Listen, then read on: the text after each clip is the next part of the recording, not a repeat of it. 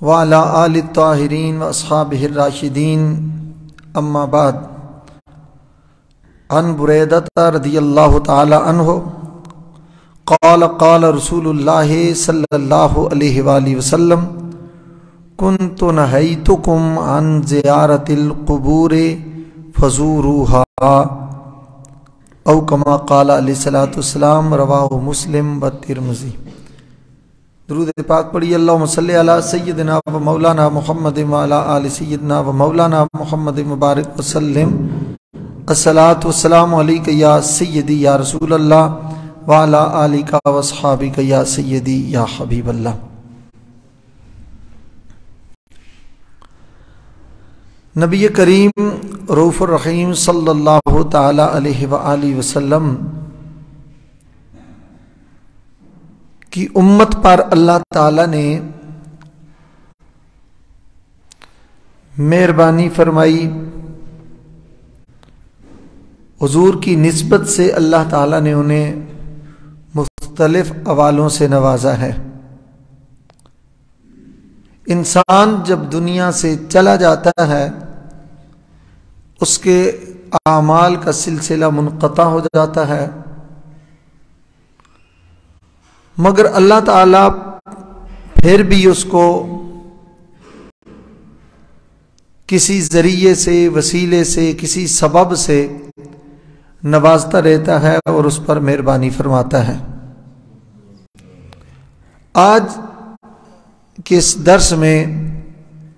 زیارت القبور کے حوالے سے قرآن و حدیث کی روشنی میں اور رسول اللہ صلی اللہ علیہ وسلم کے ارشادات کی روشنی میں بالخصوص یہ ذکر کروں گا کہ مرنے والوں کی قبروں پر جانا، ان کے مزارات پر جانا شرعی طور پر کیسا ہے۔ میں نے جو حدیث پاک پڑھی ہے، حضرت بریدہ رضی اللہ تعالی عنہ جلیل القدر صحابی رسول ہیں، وہ روایت کرتے ہیں کہ رسول اللہ صلی اللہ علیہ وآلہ وسلم نے ارشاد فرمایا کنت نہیتکم عن زیارت القبور فزوروها، فرمایا میں پہلے تمہیں قبروں کی زیارت سے روکا کرتا تھا، قبروں پر جانے سے، ان کے دیکھنے سے، ان کی زیارت سے، ان کے دیدار سے تمہیں روکتا تھا، اور اب میں تمہیں حکم دیتا ہوں کہ قبروں کی زیارت کیا کرو۔ اس کی وجہ کیا ہے، روکنے کا سبب کیا ہے اور زیارت کرنے کی وجہ کیا ہے، یہ دونوں چیزیں بھی حدیث شریف میں بیان ہوئی ہیں۔ چونکہ ابتدائے اسلام میں جب انہوں نے اہل ایمان نے اسلام قبول کیا، اور ان میں سے ایک بڑی تعداد وہ تھی جو پہلے ظاہرہ ظہور اسلام سے قبل وہ شرک کی طرف مائل تھے، کئی بت پرستی کی طرف مائل تھے، مگر نبی کریم صلی اللہ علیہ وآلہ وسلم کے دامن کرم سے جب وابستگی نصیب ہوئی، اللہ نے ہدایت کا نور عطا فرما دیا، اور ابتدائی اسلام میں ان کی تربیت کے لیے نبی کریم صلی اللہ علیہ وآلہ وسلم نے قبروں کی زیارت سے ان کو منع کیا، کہ چونکہ ذہن میں ابھی تازہ تازہ یہ اسلام کی طرف آئے ہیں، کئیوں کے اذہان میں وہ بت پرستی کا تصور، بتوں کے آگے جھکنے کا تصور اور بتوں کا طواف کرنے کا تصور اور ان کے آگے سجدہ ریز ہونے کا تصور، نہ جبیں سائی ناسیہ فرسائی کا تصور ابھی تک وہ ذہن میں ہو سکتا ہے کہ شاید وہ والی چیز وہ ذہن میں ہو، تو نبی کریم صلی اللہ علیہ وآلہ وسلم نے تربیت کرتے ہوئے، تعلیم دیتے ہوئے سرکار دو عالم صلی اللہ علیہ وآلہ وسلم نے قبروں کی زیارت سے روکا، منع کیا ابتدائی اسلام میں۔ مگر جب یقین کامل حضور سید عالم صلی اللہ علیہ وسلم کی تربیت، نبی کریم صلی اللہ تعالی علیہ وآلہ وسلم کی تبلیغ کا اثر، حضور کے فیضان کا نور جب سینوں میں صحیح طرح جاگزیں ہو گیا، ذہنوں میں متمکن ہو گیا اور سینے صحیح طریقے سے روشن ہو گئے، تربیت ہو گئی، نبی علیہ الصلوۃ والسلام کے زیر اثر جب سارے ہدایت کے راستے آشکار ہو گئے. پھر سرکار دو عالم صلی اللہ علیہ وآلہ وسلم نے فرمایا کنت نہیتکم، پہلے میں تمہیں روکا کرتا تھا عن زیارت القبور، قبروں کی زیارت سے، فزوروہا، اور اب حکم دیتا ہوں کہ تم قبروں کو دیکھا کرو، مزارات پہ حاضر ہوا کرو، قبروں کی زیارت کیا کرو. اور امام ترمذی رحمۃ اللہ تعالی علیہ نے اس حدیث میں چند الفاظ زیادہ جو نقل کیے ہیں، فرمایا فَإِنَّهَا تُذَكِّرُكُمُ الْآخِرَةَ، فرمایا یہ قبروں کی زیارت کرنے کی وجہ سے تمہیں آخرت یاد آ جاتی ہے. اور ایسا ہی ہے، جب بندہ کسی قبرستان سے گزرتا ہے، آپ دیکھتے ہیں تو کتنے بڑے بڑے لوگ تھے، کتنے بڑے بڑے کوی لوگ، کتنے بڑے بڑے پہلوان لوگ، بہادر لوگ، جو ناک پہ مکھی نہیں بیٹھنے دیتے تھے، جو ہے اپنے کپڑوں پر داغ دھبا نہیں لگنے دیتے تھے، آج وہ شیر خاموشہ میں ہیں. کوئی ان کی بات سننے والا نہیں ہے، کوئی ان کی فریاد سننے والا نہیں ہے، کوئی ان کے جو ہے حال سے آگاہی رکھنے والا نہیں ہے. منو مٹی کے نیچے حضور شہنشاہ بغداد، غوث اعظم، پیر پیرا میر میرا، حضرت قطب الاقطاب، فرد الافراد، السید عبد القادر جیلانی الحسنی والحسینی قدس سرہ النورانی، شہنشاہ بغداد فرماتے ہیں کبھی فرصت ملے تو قبرستان میں جا کر دیکھو کیسے کیسے حسینوں کی مٹی خراب ہو رہی ہے، کیسے کیسے شان و شوکت والے لوگ، تم تراک والے لوگ، اور بڑے جناب جبابرہ اور اکاسرہ آج ہل نہیں سکتے، چل نہیں سکتے، اٹھ نہیں سکتے، کفن تار تار ہو گئے ہیں، ہڈیاں چور چور ہو گئی ہیں، جسم کے اعضاء بکھر گئے ہیں، مٹی میں شامل ہو گئے ہیں. مگر جن لوگوں نے اللہ سے تعلق قائم کیا، اللہ تعالیٰ کی معرفت کا راستہ اختیار کیا، قرب الہی کا راستہ اختیار کیا، غلامی مصطفیٰ کا راستہ اختیار کیا، شریعت اسلامیہ کی پیروی کا راستہ اختیار کیا، امام الانبیاء صلی اللہ علیہ وسلم کی تابعداری اور اطاعت گزاری کا راستہ اختیار کیا، وہ دنیا میں ہوں تب بھی زندہ ہوتے ہیں، وہ قبروں میں بھی ہوں تب بھی زندہ ہوتے ہیں. وہ اس جہان میں رہیں تو جہان میں زندہ ہوتے ہیں، وہ دنیا سے چلے بھی جائیں تو اہل ایمان کے دلوں میں وہ زندہ رہتے ہیں. حضرت میاں صاحب رحمۃ اللہ تعالی علیہ عارف کھڑی فرماتے ہیں واہ واہ موت محباں والی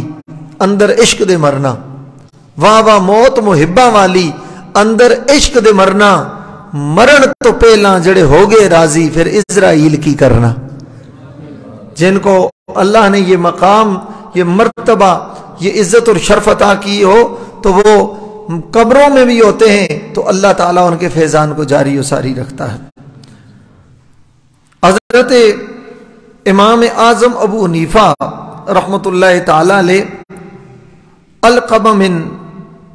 مرصد سے، اور وہ سلمان بن بریدہ سے، اور وہ اپنے والد حضرت بریدہ رضی اللہ تعالیٰ عنہ سے روایت کرتے ہیں کہ نبی علیہ السلام نے فرمایا نہیناکم عن زیارت القبور، فرمایا میں نے پہلے تمہیں قبروں کی زیارت سے منع کیا تھا. وقد اذن لمحمد فی زیارت قبر امہ، فرمایا اب اللہ نے محمد مصطفیٰ کو بھی اپنے ماں کی قبر کی زیارت کی اجازت عطا فرما دی ہے، اپنی والدہ کی قبر کی زیارت کی اجازت عطا فرما دی ہے. فزوروہا ولا تقولوا ہجرا، فرمایا تم قبروں کی زیارت کیا کرو مگر وہاں بیٹھ کر بےہودہ باتیں نہ کیا کرو، اس سے کہ وہ قبرستان والوں کو اس سے تکلیف ہوتی ہے.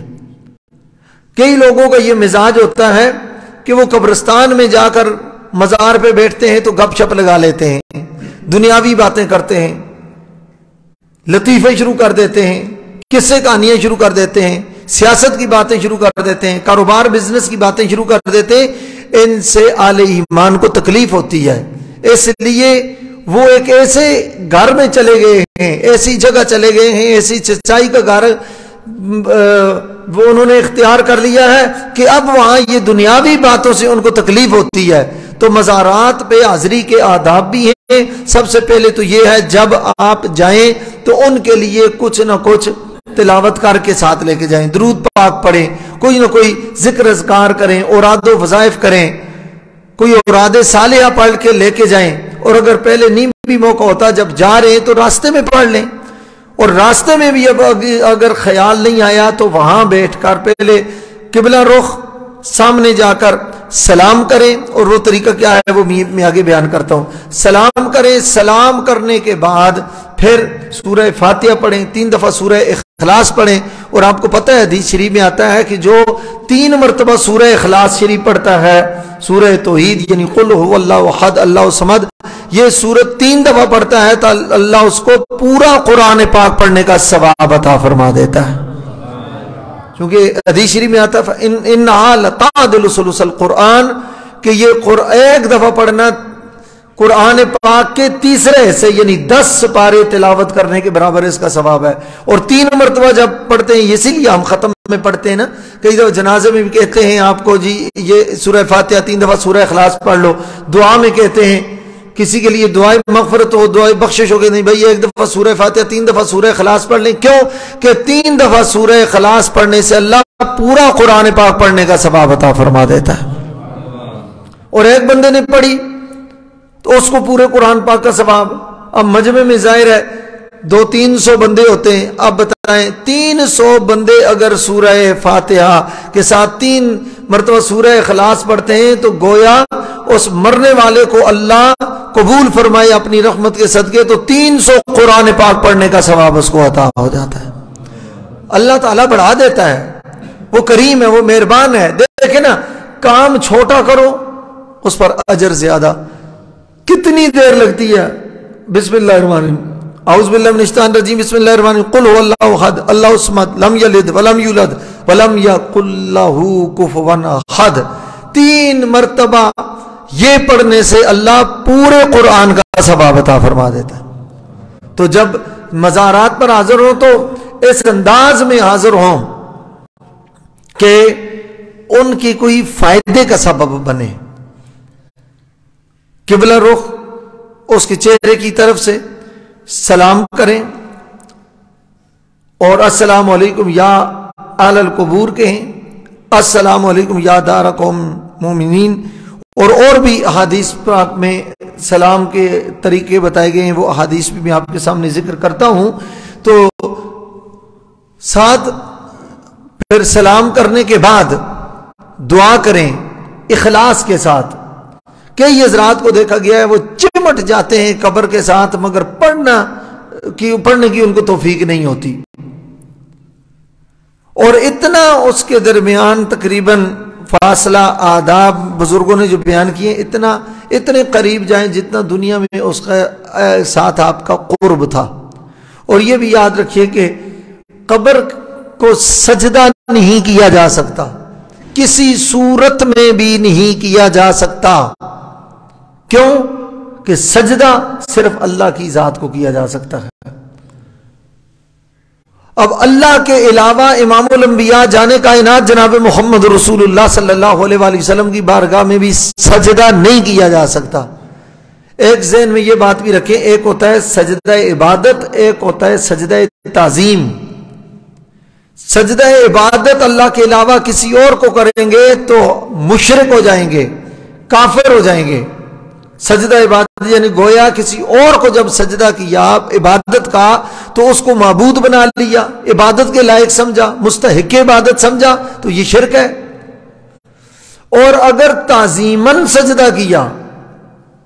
اس میں بھی ذہن میں رکھیں کہ اس کی عزت کے لیے، اس کی شرف و مجد کے لیے، اس کی بزرگی کو دیکھتے ہوئے اس آگے سجدہ ریز ہو گیا، جو سجدہ تعظیم یہ بھی حرام ہے، یہ بھی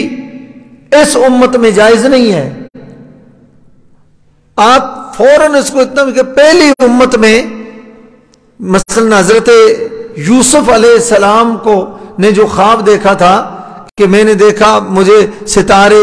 چاند، سورج مجھے سجدہ کر رہے ہیں، اس کی تعبیر یہی فرمائی تھی کہ آپ کو آپ کے بھائی بھی سجدہ کریں گے۔ تو وہ سجدہ تعظیم پہلی امتوں میں، پہلی شریعتوں میں جائز تھا، مگر ہماری شریعت مشرک ہو جائیں گے اور سجدہ تعظیم کسی کو کریں گے تو یہ حرام کا ارتکاب کریں گے، سخت گناہگار ہوں گے۔ تو قبروں پہ جا کر سجدہ نہیں کیا جا سکتا، اس لیے کہ یہ جبین اللہ تعالیٰ کے لیے خاص ہے۔ جب میں نے عرض کر دیا کہ امام الانبیاء جناب محمد رسول اللہ صلی اللہ علیہ وسلم کو بھی سجدہ نہیں کیا جا سکتا، تو پھر کائنات میں اور کون رہ گیا ہے جس کو سجدہ کیا جا سکتا ہے؟ لہٰذا یہ بات بھی ذہن رکھیں، جہالت کی وجہ سے کئی دفعہ لوگ مزارات پر جا کے سجدہ کرتے ہیں، اگر وہ سجدہ عبادت ہو تو شرک ہے، سجدہ تعظیم ہو تو بھی سخت حرام ہے۔ مگر ایک بات اور بھی میں واضح کر دوں کہ قبر کا بوسہ لینا یہ سجدہ نہیں ہے، چومنا یہ سجدہ نہیں ہے۔ چومنا، بوسہ لینا یہ سجدہ نہیں ہے، اور اس کو چومنے کو جو شرک کے دیتے ہیں، چومنے کو جو سجدے سے تعبیر کر دیتے ہیں، وہ بھی بڑا ظلم کرتے ہیں۔ وہ بھی ایک بندہ مومن پر شرک کی تہمت لگاتے ہیں، بندہ مومن پر بدعت کی تہمت لگاتے ہیں، بندہ مومن پر کفر کی تہمت لگاتے ہیں، وہ بھی بہت سخت بات ہے۔ ادب سے، احترام اور محبت سے اس کا بوسہ لیا جا سکتا ہے، مگر بزرگان دین نے، علماء نے احتیاط اس میں کی ہے کہ کوشش کریں کہ عوام الناس کے سامنے اتنا اس کو معمول نہ بنائیں کہ آپ صرف بوسہ لیں گے، لوگ دیکھتے ہوئے اس کو کہیں سجدہ سمجھ کے سجدے لینا شروع کر دیں۔ تاہم چومنا اور ہوتا ہے، سجدہ کرنا اور ہوتا ہے۔ تو نبی کریم صلی اللہ تعالیٰ علیہ وسلم نے فرمایا کہ میں تمہیں منع کرتا تھا پہلے، تو اب میں تمہیں حکم دیتا ہوں کہ تم قبروں کی زیارت کیا کرو۔ ام المومنین حضرت عائشہ صدیقہ رضی اللہ تعالی عنہا آپ فرماتی ہیں کہ کان رسول اللہ صلی اللہ علیہ وسلم کلما کان لیلتها من رسول اللہ یخرج من آخر اللیل الی البقیع فیقول السلام علیکم دار قوم مؤمنین واتاکم ما توعدون غدا مؤجلون وَإِنَّا إِن شَاءَ اللَّهُ بِكُمْ لَاحِقُونَ اللَّهُمَّ اغْفِرْ لِآلِ بَقِيعِ الْغَرْقَدْ او كما قال رسول اللہ صلی اللہ علیہ وسلم۔ حضرت ام المومنین عائشہ صدیقہ رضی اللہ تعالیٰ عنہ کی اس روایت کو امام مسلم نے بھی روایت کیا ہے، اور حضرت امام نسائی نے بھی سنن نسائی میں روایت کیا ہے۔ فرماتے ہیں کہ حضرت عائشہ صدیقہ رضی اللہ تعالی عنہ فرماتی ہیں کہ رسول اللہ صلی اللہ علیہ وسلم اکثر رات کے آخری پہر میں، پچھلے پہر میں آپ اٹھتے اور جنت البقیع میں تشریف لے جاتے، اور جنت البقیع میں جا کر ان کو سلام کرتے، السلام علیکم یا دار قوم مؤمنین، اے مومنین، اے آل ایمان، مومنوں کے گھر والوں تمہیں سلام ہو۔ اور ظاہر ہے جس کو رسول اللہ سلام کریں تو اس پر سلامتی کتنی اتری ہوگی، جس کو حضور سلامتی بھیجے تو سلامتی نے تو ان کو اپنی لپیٹ میں لے لیا ہوگا۔ فرمایا تم یہاں سے چلے گئے ہو، ایک مدت کے بعد تم جو وعدہ تم سے کیا گیا ہے وہ پالو گے،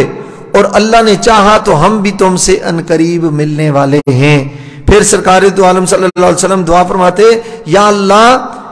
جنت البقیع میں جتنے آل ایمان مدفون ہیں ان سب کی بخشش و مغفرت فرما۔ اس سے کیا پتہ چلا کہ قبروں پر جانا بھی رسول اللہ کی سنت ہے، ان کو سلام کرنا بھی یہ رسول اللہ کی سنت ہے، اور ان کے لیے جا کر بخشش کی دعا کرنا یہ بھی رسول اللہ صلی اللہ علیہ وسلم کی سنت ہے۔ نبی کریم صلی اللہ تعالی علیہ وآلہ وسلم آپ اکثر تشریف لے جاتے تھے، اور یہاں تو اس کا ذکر ہے جنت البقیع کا، مشکات شریف باب وفات النبی صلی اللہ علیہ وآلہ وسلم صفحہ نمبر 546 پر ایک طویل حدیث ہے، حضرت عقبہ بن عامر رضی اللہ تعالیٰ عنہ اس کے راوی ہیں، اور اس حدیث سے بہت سارے مسائل اخذ ہوتے ہیں، بہت ساری چیزیں روز روشن کی طرح واضح ہوتی ہیں۔ میں اس کا ایک ٹکڑا تلاوت کر دیتا ہوں اور اسے چند مسائل بھی ذکر کرنے کی کوشش کروں گا۔ عن عقبہ بن عامر رضی اللہ تعالی عنہ قال صلی بنا رسول اللہ صلی اللہ علیہ وسلم علی قتل احد बाद समान सनीन कल मुवद्दिल लिल अहयाइ वल अमवात सुम्मा तअला अल मिंबर फक़ाला इन्नी बैन ऐदीकुम फरतुन व अना अलैकुम शहीद। नबी करीम सल्लल्लाहु अलैहि वसल्लम हर साल शुहदाए ओहद के मज़ारात पर तशरीफ ले जाया करते थे और फिर एहतमाम होता, वहां मिंबर बिछाया जाता, सहाबा किराम जमा होते, सरकार दो आलम सल्लल्लाहु अलैहि वसल्लम वहां खुतबा इरशाद फरमाते और सरकार दो आलम सल्लल्लाहु अलैहि वसल्लम फरमाते, नबी अलैहिस्सलाम ने इरशाद फरमाया इन्न मौइदकुमुल हौज़, फरमाया अल्लाह ने तुमसे बहुत तवील ये हदीस है, सरकार दो आलम सल्लल्लाहु अलैहि वसल्लम ने फरमाया कि अल्लाह ने तुम्हारे साथ हौज़े कौसर का वादा किया है। फरमाया वल्लाहि इन्नी ला अंजुरु इलैहि व अना फी मकामी हाजा, फरमाया अल्लाह की इज्जत की कसम मैं खड़ा तो ओहद के मैदान में हूं और जन्नत में अपने हौज़े कौसर को यहां बैठकर अपनी नजरों से देख रहा हूं। कहां जी मदीना तैयबा, कहां ओहद शरीफ का मैदान और कहां जन्नत, वो 7 आसमानों से ऊपर सिदरतुल मुंतहा इंदहा जन्नतुल मावा, वहां से ऊपर सिदरतुल मुंतहा, वहां जन्नतुल मावा और वहां हौज़े कौसर, और कितना फासला है पहले आसमान तक। ये उलमाए मुहक्किकीन फरमाते हैं जमीन से आसमान तक 500 साल की मुसाफत का फासला है तकरीबन। यहां 500 साल, फिर 7 आसमान, फिर कहां आगे सिदरा, फिर वहां जन्नत। नगाहे नबुव्वत का कमाल तो देखिए, रसूलुल्लाह सल्लल्लाहु अलैहि वसल्लम मैदान ओहद में तशरीफ फरमाए हैं और जन्नत में हौज़े कौसर का मुशाहिदा अपनी मुबारक नजरों से कर रहे हैं। वो अगर मदीने में बैठकर जन्नत को देख सकते हैं तो मदीने में बैठकर बरी इमाम सरकार की नगरी में रहने वाले अपने गुलामों को भी देख रहे हैं, पूरी दुनिया में अपने गुलामों को देख रहे हैं, निगाह फरमा सकते हैं। और फिर सरकार दो आलम सल्लल्लाहु अलैहि वसल्लम ने और भी बहुत सारे बातें इरशाद फरमाई। इस पर हदीस पर मैं एक मुकम्मल इंशाअल्लाह कोशिश करूंगा दर्स दूं, मगर आज चूंकि दर्स ज़ियारत कुबूर के वाले से है, सिर्फ इतनी बात करने का मकसद है कि नबी करीम सल्लल्लाहु ताला अलैहि वसल्लम हर साल, खास जब वो शहीद हुए, उनकी तदफीन हुई थी, तो उस मौके पर नबी करीम सल्लल्लाहु अलैहि वसल्लम शुहदाए ओहद के मज़ारात पर तशरीफ ले जाते और वहां जाकर सरकार खिताब भी फरमाते, दुआ भी होती, वाज भी होता, एहतमाम से जाते। दूसरे लफ्जों में इसी को तो उर्स कहा जाता है, यानी शुहदाए ओहद का नबी करीम सल्लल्लाहु अलैहि वसल्लम उर्स मनाते थे, वो जिन्होंने दीन के रास्ते पर अपनी जान कुर्बान की है। हजरत बुरैदा रदियल्लाहु ताला अन्हु फरमाते हैं कि रसूलुल्लाह सल्लल्लाहु अलैहि वसल्लम युअल्लिमुहुम इज़ा खरजू इलल मकाबिर,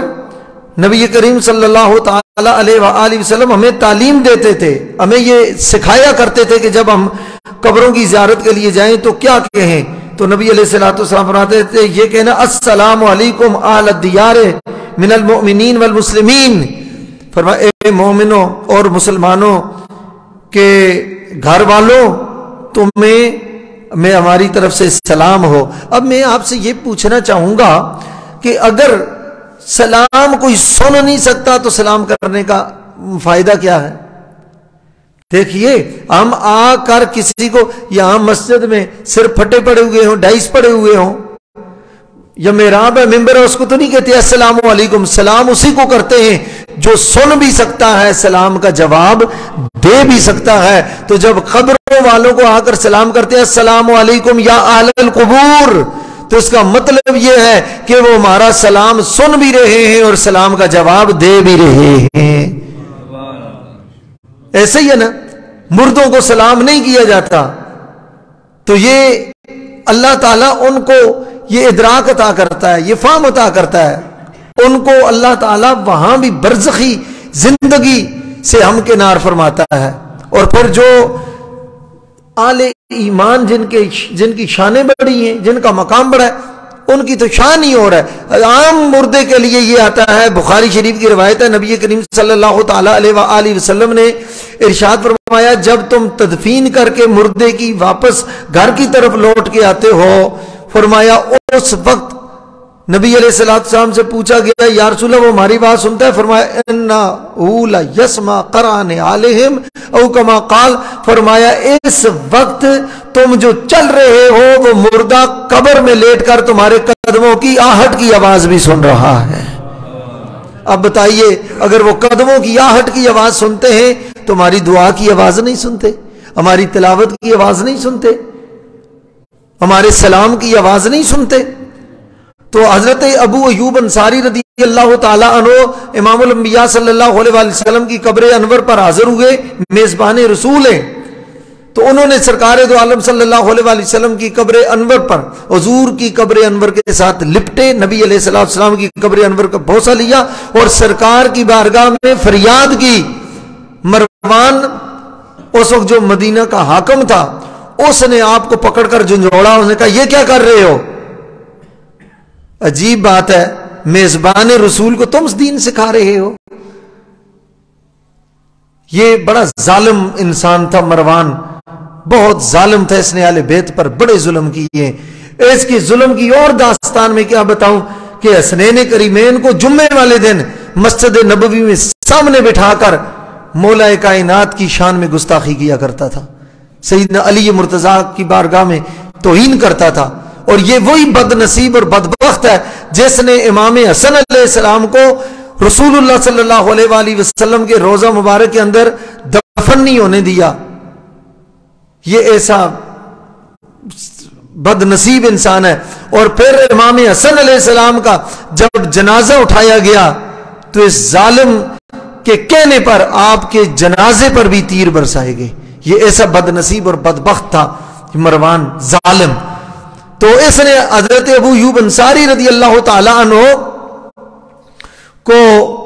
झंझोड़ के कहा ये क्या कर रहे हो? तो आपने सर उठाकर देखा, उनका मरवान तू मुझे न सिखा, मैं रसूलुल्लाह के अहवाल और दीन को तो इससे ज्यादा जानता हूं। मैं रसूलुल्लाह के पास आया हूं, वलम आतिल हजर, मैं किसी पत्थर के पास नहीं आया को वो मेरी बात न सुन रहे। मैं रसूलुल्लाह से फरियाद कर रहा हूं, वो मेरी बात सुन भी रहे हैं और मुझे रहमत अता भी फरमा रहे हैं। तो रसूलुल्लाह सल्लल्लाहु अलैहि वसल्लम का इरशाद ये भी फरमाया, मन ज़ारा कब्री वजबत लहू शफाती, फरमाया जो मेरी कब्र शरीफ की रोजे की जियारत के लिए आएगा, मेरे कब्र अनवर की जियारत के लिए आएगा, मेरी शफात उसके लिए वाजिब हो जाएगी।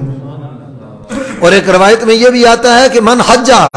फलम यजुरनी फकत जफानी औ कमा काल, फरमाया जिसने हज किया, तवाफ किया, साई किया, वकूफ अरफा किया, हज तो किया है और मेरी जियारत के लिए नहीं आया, फरमाया उसने मुझ पर जुल्म किया। दूसरे हुजूर पर क्या वो जुल्म कर सकता है? यानी उसने अपने आप पर जुल्म किया, इसलिए कि हज होता मक्का में है मगर कबूलियत की मोहर तो दर मुस्तफा पर लगती है, रसूलुल्लाह की चौखट पर लगती है, सरकार दो आलम सल्लल्लाहु अलैहि वसल्लम की बारगाह में लगती है। मुजरिम हो तो मुंह अश्क से धोते हुए आओ, आओ दर सरकार पे रोते हुए आओ। मज़कूर है कुरान में बख्शिश का तरीका कि महबूब की दहलीज से होते हुए आओ। जब महबूब की दहलीज से आओगे तो रब्बे जुल जलाल भी करम और फजल फरमाएगा। हजरत अब्दुल्ला बिन मसूद रदी अल्लाह ताला अन्हु फरमाते हैं, ये इब्ने माजा की रवायत है, फरमाया सरकार ने फरमाया मैं तुम्हें कब्रों की जियारत से रोकता था, अब हुक्म देता हूं कि कब्रों की जियारत किया करो। फ़इन्नहा तुज़ाहिदु फ़िद दुनिया व तुज़क्किरुल आखिरा, इसलिए कि कब्रों की जियारत करने से दुनिया से बेरगबती पैदा होती है और आखिरत की याद आती है। कि बंदा जब किसी को कब्र में देखता है फिर ख्याल आता है कि ये भी बड़ा अच्छा चलता था हमारी तरह, ये कपड़ों पर मट्टी नहीं पड़ने देता था, नाक पर मक्खी नहीं बैठने देता था, बड़ा तमतराक नाज नखरे वाला था, और आज ये कब्र में मौजूद है, मट्टी की चादर ओढ़ कर सो रहा है। अंदर के क्या हालात हैं वो तो अल्लाह ही बेहतर जानता है। कई कब्रें ऐसी होती हैं ऊपर से बोसीदा होती हैं मगर अंदर जन्नत के बाग खिले हुए होते हैं, और कई ऐसे होते हैं ऊपर बड़ी खूबसूरत मार्बल भी लगाए हुए हैं, बड़े खूबसूरत टाइलें भी लगाई हुई हैं, और अंदर का क्या हाल है वो अल्लाह ही बेहतर जानता है। तो इस बात पर मैं एक साथ ये भी अर्ज करूं कि कब्रों की ज़ियारत किया करें, जाया करें, और ख्वातीन को قبروں پر اس طرح عام قبروں پر میلے بنا کر جانے کی خواتین کو اجازت نہیں ہے. اگر کسی بزرگوں کے مزارات پر جاتی بھی ہیں ایک حد تک اجازت ہے، مگر پورا پردہ کر کے حجاب کر کے اپنے جسم کو ڈھانپ کر جائیں، اور شریعت اسلامیہ نے جو آداب سکھائے ہیں اس کے مطابق. اور عام قبرستان پر جانے کا جس طرح میلے بنا کے یہ جانا یہ کرنا، اس کی اجازت نہیں ہے. جہاں اپنے ہاں قریبی جو رشتہ دار ہیں اعزاء اقربا ان کی قبروں پر جانے کی اجازت، مگر پورا پردہ کرنے کے بعد، پردہ کا خیال رکھنے کے بعد، اور اپنے جسم کو ڈھانپ کر جائیں. اور ویسے زیادہ دیر نہ گزاریں، جتنی دیر گزرے وہاں درود شریف پڑھیں اور دعا کریں اور دعا کر کے واپس آ جائیں. ایک اصلاح اور اس پر بات ختم کرتا ہوں. میں اکثر نماز جنازہ میں بھی یہ کہتا رہتا ہوں کہ ایک تو یہ ہے کہ جب آپ چرپائی اٹھاتے ہیں جس میں میت ہوتی ہے، اس پر عمومی طور پر یہ مزاج ہے کہ آیتیں لکھی ہوئی چادر ڈالتے ہیں جس میں 4 کل لکھے ہوتے ہیں، آیت الکرسی لکھی ہوتی ہے، اور چادر پوری چارپائی پر ڈال دیتے ہیں اور وہ اس میت کے پیروں تک آتی ہے.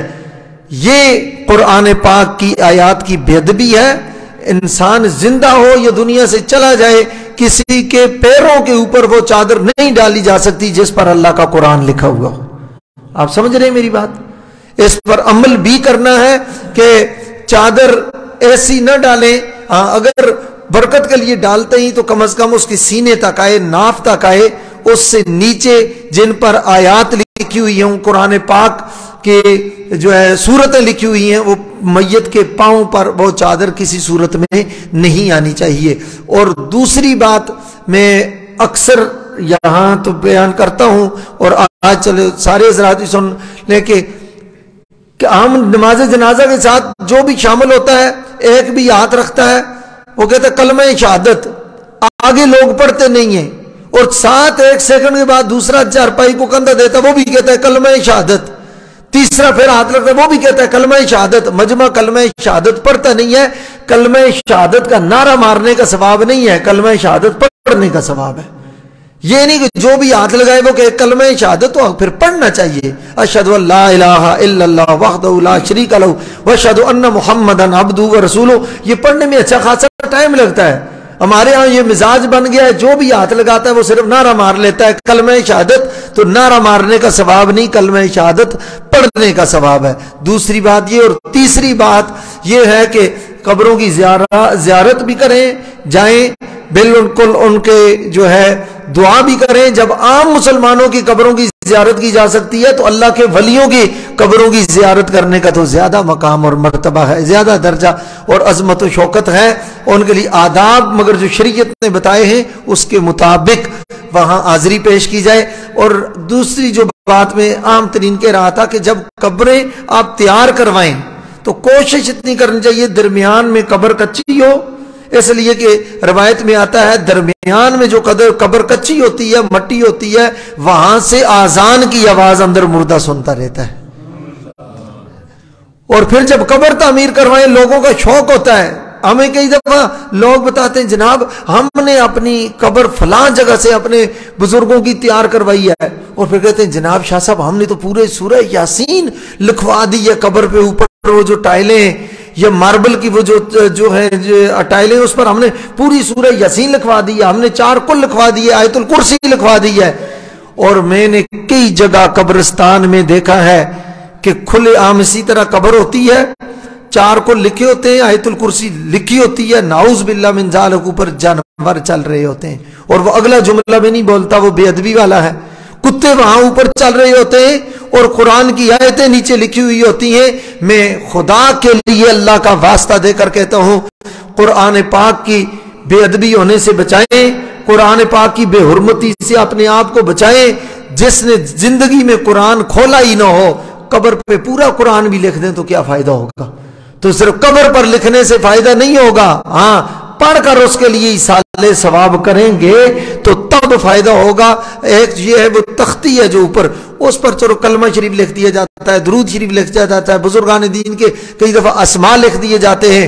اور کوئی شعر وغیرہ لکھ دیا جاتا ہے، دعا لکھ دی جاتی ہے، وہ تو بات سمجھ میں آتی ہے. مگر راستے جنگلہ نہ ہو، الگ سے وہ سارا سلسلہ نہ ہو، اور کھلے عام اس طرح قبروں پر جو قرآن پاک کی آیتیں لکھی جاتی ہیں، آیت الکرسی لکھی جاتی ہے، 4 کل لکھے جاتے ہیں، جانور اوپر چر رہے ہوتے ہیں، گندگی پھیلا رہے ہوتے ہیں، کتے اوپر سے گزر رہے ہوتے ہیں، میں اس کو قرآن کی بے ادبی سمجھتا ہوں، قرآن کی آیات کی توہین سمجھتا ہوں۔ آپ خود بھی یہ کوشش کریں کہ قبروں کے اوپر اس طرح قرآن پاک کی کھلے عام آیات نہ لکھی جائیں۔ میں اوپر تختی پر جو شناختہ لگا ہے اس کی بات نہیں کر رہا، میں دیگر جو سائیڈوں پہ جو قبروں پہ ٹائلیں لگاتے ہیں اس پر لکھنے کا کہہ رہا ہوں، اس سے خود بھی اجتناب کریں تاکہ قرآن پاک کی بے ادبی نہ ہو، بے حرمتی نہ ہو۔ اس لیے کہ اوپر لکھنے سے فائدہ نہیں ہے، قرآن پڑھ کر اس کو ایصال ثواب کرنے سے فائدہ ہوتا ہے۔ اللہ تعالیٰ